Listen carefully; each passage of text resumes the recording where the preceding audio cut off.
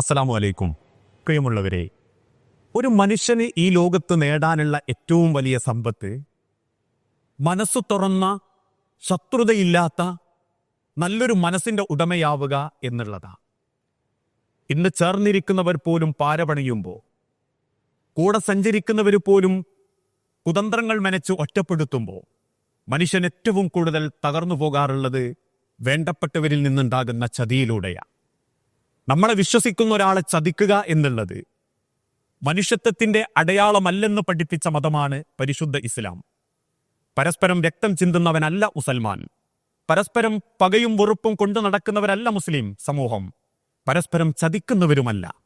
മറിച്ച് അവരെന്റെ സന്തോഷത്തിൽ സന്തോഷം കണ്ടെത്തുകയും എന്നേക്കാൾ എൻ്റെ സുഹൃത്തുക്കൾക്ക് നേട്ടമുണ്ടാകണം എന്ന് ഹൃദയം കൊണ്ട് പ്രാർത്ഥിക്കുകയും അവനുണ്ടാകുന്ന നേട്ടം എൻ്റെ നേട്ടമാണെന്ന് ചിന്തിക്കുകയും ചെയ്യുമ്പോഴാണ് നമ്മൾ നല്ലൊരു മുസ്ലിമും നല്ലൊരു ഇസ്ലാഹി പ്രവർത്തകനും നല്ലൊരു മനുഷ്യനുമാകാൻ സാധിക്കുക.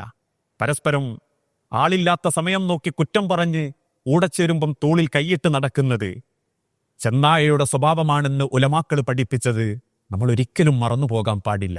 അത്തരക്കാരിൽ പെടാതിരിക്കാൻ റബ്ബ് നമ്മളെ അനുഗ്രഹിക്കുമാറാകട്ടെ. അള്ളാഹു അനുഗ്രഹിക്കട്ടെ.